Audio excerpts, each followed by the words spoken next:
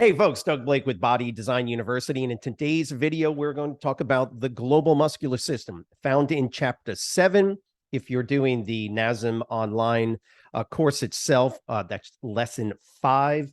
If you're using the hardcover book, starts on page 212. Now, Chapter 7, Human Movement Science, we've done a number of videos on other areas in Chapter 7, but without a background in anatomy, phys, or biomechanics, or kinesiology, something like that, exercise science, it can be a little overwhelming with the amount of information. Obviously, you've gotten to this point. There's a lot of information still to come after. But if you can kind of get this down, it's very helpful. Two reasons. Number one is to pass the exam, right? Or at least get those questions correct, because you'll see a fair number of questions from this particular chapter and in relation to these systems, the global as opposed to the local muscular system. So again, there's the global muscular system, which is what we're going to talk about today, versus the local, right? If you want to separate those two, and that's what NASM does for you. But what's important when we're going over the global muscular system is the fact that it's broken into these subsystems. And I'm just going to go over with you and kind of help you to understand the functionality, and NASM does actually a really good job of explaining it, the purpose. And so that's that part of it, right? To pass the exam, know those questions. The other is the real world. Like I'm saying, there is a lot of really good information in here, understanding the global muscular system and how it relates to being a personal trainer or just strength training, resistance training in general. So again, really, really good job in explaining these different subsystems. So before we get going, as with any of the videos that you see us do here at Body Design University, please keep in mind the goal is to study, it's to learn the material. In order to do that, it's a good idea to know your learning style. Now, irrespective of whether you're a visual, auditory, tactile, whatever it is, reading, writing type of learner, please do yourself a big favor. Get into the habit every time you study, irrespective of how you're doing it, to remember this: reading information and just reading alone is not studying. Okay, so that's why you always see, or at least I try to have my pad, pencil, pen. I also try to have markers, colored markers, depending on how it works for you from a memorization perspective. Remember, the goal is to memorize information. Memorized knowledge, the stuff you actually acquire, is what you will use later on. So you got to memorize it. You got to know the terms. You got to know some of the names of these muscles so that you can retrieve that information at a later time. So I like to use colored markers as well. Visual acuity, perspective, again, that's your decision to decide what works best for you. But remember, read it and write it. It's critical. And while I'm on the topic, before I hit it, stop using highlighters. Okay. Yeah, I know some of you live by highlighters. You know what highlighters do? They tell you to read again. And what did we just say about reading? It's not studying. So if you're rereading something, right, and all I'm doing is reading it, that is one of the most inefficient ways to memorize information, unless you're one of those, 0.01% of the population that can actually read and memorize. I got a fair bit of skill with that myself. So yes, I can read things, and I can be, read it once or twice, and I can memorize. Most people can't. So don't do it. Use it as a start to your studying, right? I have to read it, so I'll read through it. But then what kicks up your retention is writing it. And I know some of you are just not comfortable doing that. You got to get into the habit. Please do yourself a big favor. Read it and then rewrite it. You're not rewriting it to read it again. You're rewriting it because the physicality of writing boosts memorization and retention of the material. So the ideal way to do it is when you're actually studying, like the global muscular systems, is you would write down, and they've done it. Look, they've done it for you. They've given you in green, right, and in red, global muscular system, deep longitudinal subsystem. So I read it and then I write it down on my sheet of paper. Deep longitudinal. I'm not going to write the whole thing out. Deep longitudinal subsystem. I write it.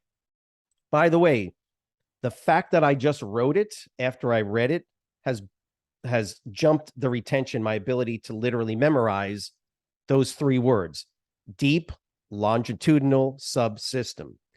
By writing it and then doing it again multiple times, that's what helps embed this information into your short and kind of your midterm memory, if you want to call it that. So that's why I'm recommending, please don't just watch the video or listen to it. Put it on pause and everybody get a pad and pencil. I'll wait. Okay, good. Now that you got your pad and pencil, if you got your textbook, I prefer textbook, but I also have the digital on here, so you can see that it's just easier, obviously, for you to kind of get the idea. If all you have is the digital copy, that's fine. My preference, again, is to simply utilize textbook. I also like to use this digital copy because I can go into the search bar, the toolbar, and get to a area. If I don't know the particular chapter or whatever, I can just put it in here. So if I just opened up the digital copy, I can put in global muscular system, boom, it'll pull it up for me, page 212. So with that said, here's what we're talking about: the global muscular system. What do you need to know? First and foremost, please get into the habit of looking at the heading title, global muscular system, and the subheading titles: deep, longitudinal subsystem, posterior, oblique subsystem. Make a habit of, as soon as you get into the textbook, however you're doing it, create an outline using those. And by the way, that works in just about every chapter that you go through. It really does. It's very, very helpful to kind of systematize the way you're doing your studying. I know some of you are all over the place with your studying and you like to listen, and that's great. What I'm asking you to do is to be a little bit more disciplined in your studying. If you never learned how to do this, then now's the time to pick it up. And that's why it's a great time to do it if this is the first time you're watching any of these videos. So literally grab a pad, pen, and write this down. So I write global subsystem. Now I'm going to leave a couple of spaces for where I'm going to write the names of the muscles. So I'm on now. I've just read through page 212, global muscular system. Boom. Deep longitudinal subsystem. Write that down. So that's kind of like number one. And again, I'm going to breeze through real quick just so you can see how I do it. I write down deep longitudinal subsystem, and then what's the next one? Posterior oblique subsystem. Write it down. Posterior oblique subsystem. Okay. I'm just writing notes, but that's how I do it. Okay. So you guys can see that, right? And I'll just write that across. I could do it this way and write across here, but the bottom line is that I'm writing it and I'm giving myself a little bit of an outline. What's the third one? The anterior oblique subsystem. Write it down, but I'm going to give myself some space because I've got to write down the names of the muscles. All right. So posterior oblique, anterior oblique. And what's the next one? The lateral subsystem. And I write that down. Okay. And then stop. Okay. Because we're learning the subsystems.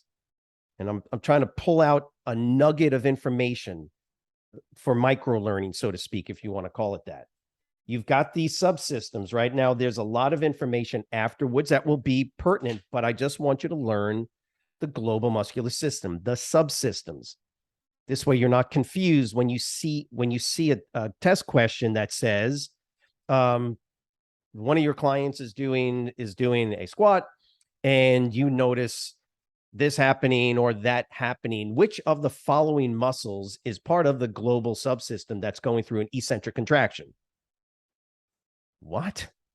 Okay. Don't pick the multifidus and don't pick the erector spinae, just as a for instance. It's probably going to be one of the larger muscles in the global muscular system. And that's why you learn this, right?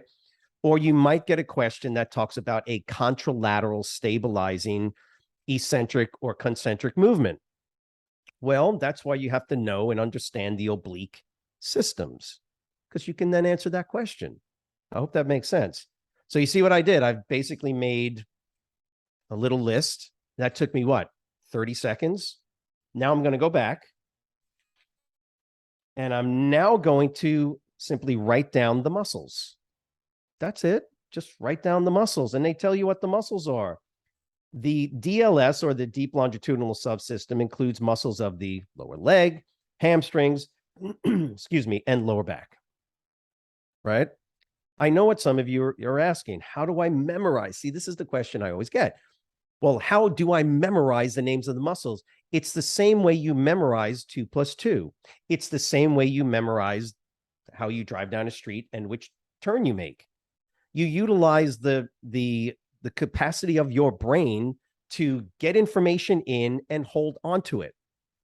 It's just that you're not very familiar with this information. You're familiar with other things like where you put your clothes and other information about where you work, right? Related to whatever systems are in the business that you work in. You memorize those because it's repetitive. It's the same thing here. If you're not familiar with the names of these muscles, well, how do you memorize them? You get familiar with them. You write them over and over. And I guarantee you, after a couple of days of doing this, or however long you're studying on this particular area, you're not going to be able to forget them. You'll have nightmares about it. You'll be sitting there saying to yourself, peroneus longus. You won't even realize that you had memorized some of these muscles. But here they are in the deep longitudinal system. Look at the picture that they give you. Look at this picture that they give you right here. Deep longitudinal subsystem. What are they? 1, 2, 3, 4. Okay, so you got 4 muscles to memorize, or at least the names of them. You already know most of these, the erector spinae, the biceps femoris. Okay, I'll give you that perhaps the tibialis anterior and the peroneus longus are not muscles. Not a bad idea, by the way. And one of the students actually just reminded me, they got this thing called polka muscle.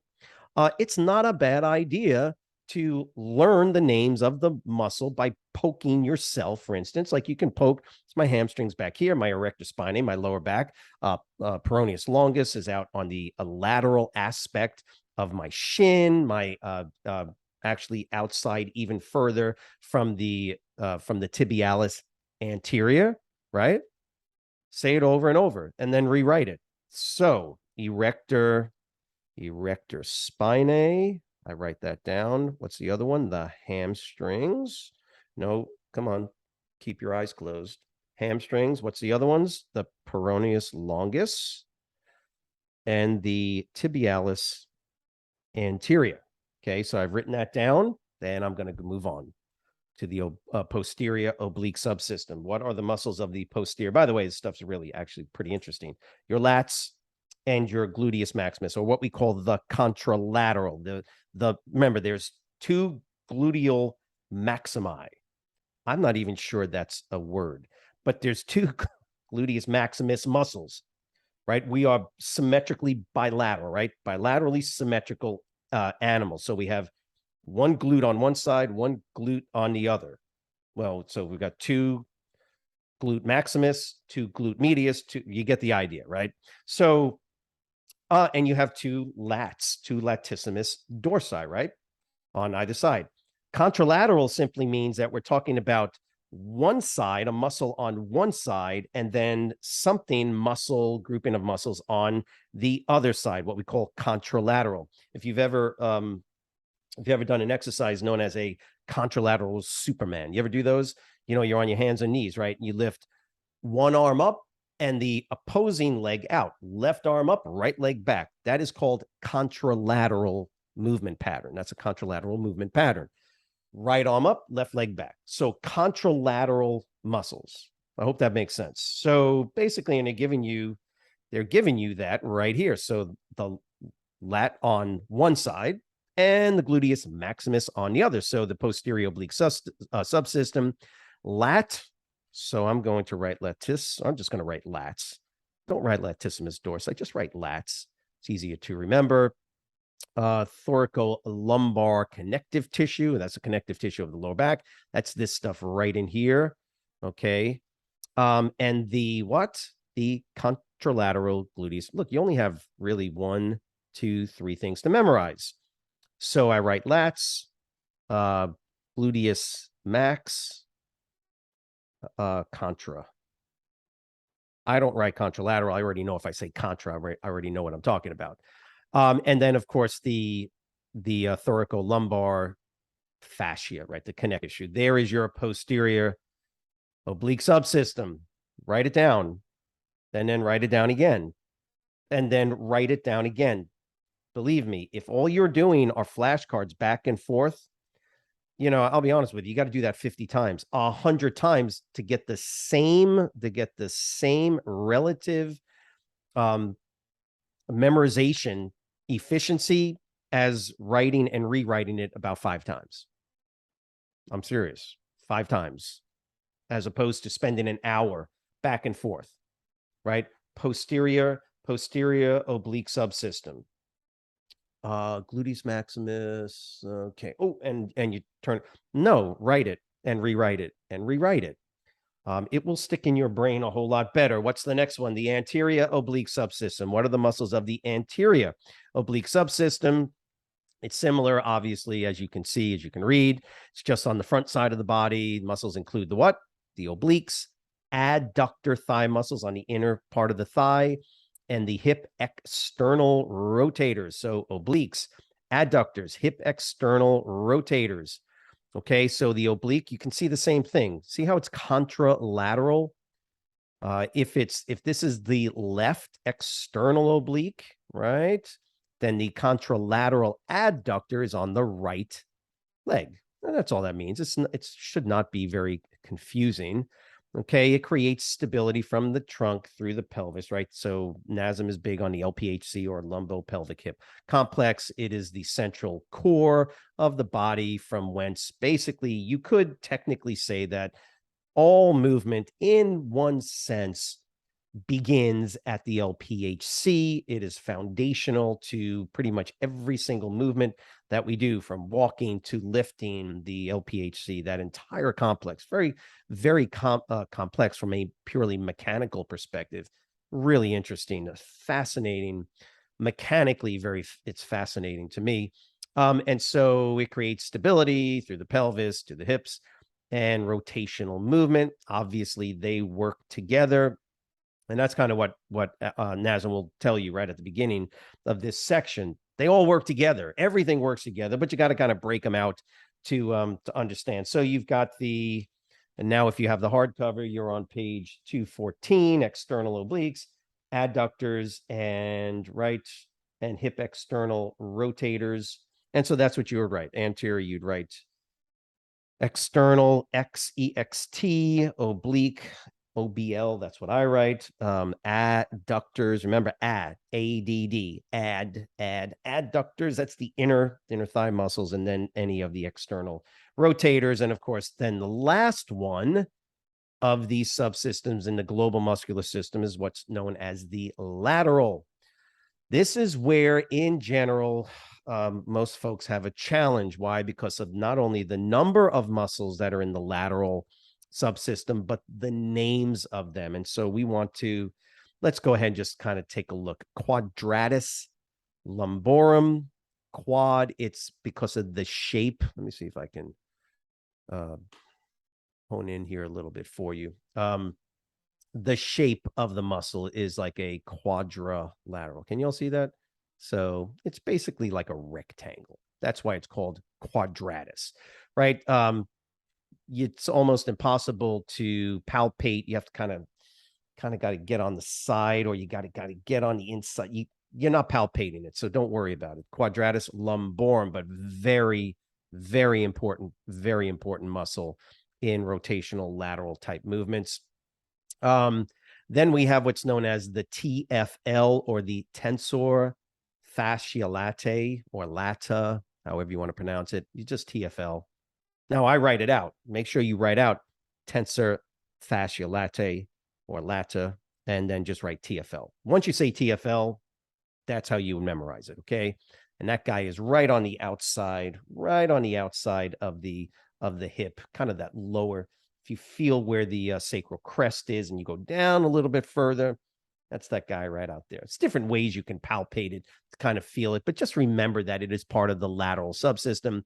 Gluteus medius, again, that the gluteus medius is fairly easy to feel. You just kind of, again, there's ways that we can go about feeling it on ourselves. Don't be, and by the way, don't be touching your clients to tell them where the gluteus medius is. Got that? Right. So you can feel it just below where that sacral, kind of where the sacral crest is, right up in here. Although you can see that it connects all the way up to the crest, you're really only going to be able to palpate it in this area. So when you do your little poke muscle or you're basically feeling right back just behind the side of the hip, right behind it, kind of where you would be palpating the TFL.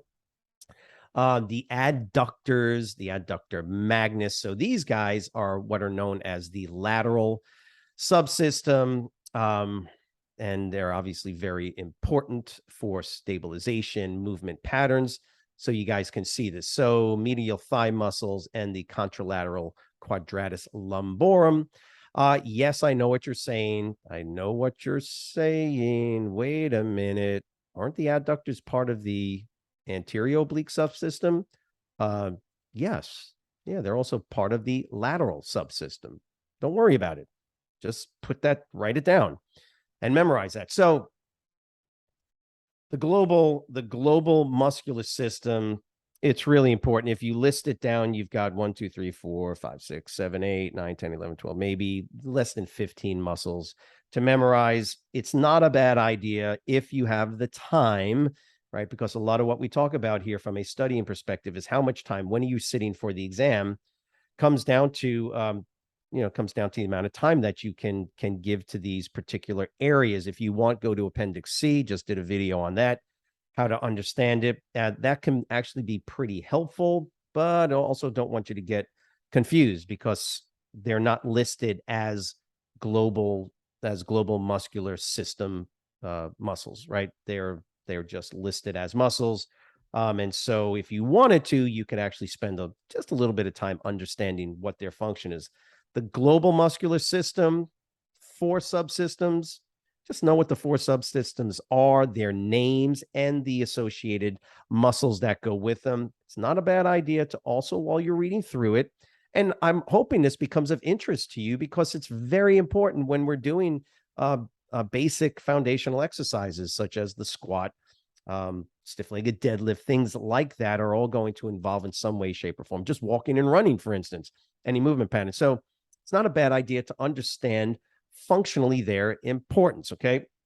So once you get through this, the local muscular system is basically just going to be muscles located in and around the spinal column that are obviously more designed for core stabilization. But again, the global muscular system, important to keep in mind. Chapter 7, again, if you're doing it online, it's lesson 5. If you have any questions, or by the way, if you do want more information on all of the videos, all of the chapter videos we do as well, and the audio book, just click the link below for our NASM prep. And that can be exceptionally helpful to get you prepared to pass your NASM exam. As always, if you have questions, put them in the comments below. If you have any suggestions or you need information or you want more information on a particular topic in any of the chapters in the 7th edition textbook, we're more than happy to help out. As always, have a great weekend, and we'll see you next week. Thanks.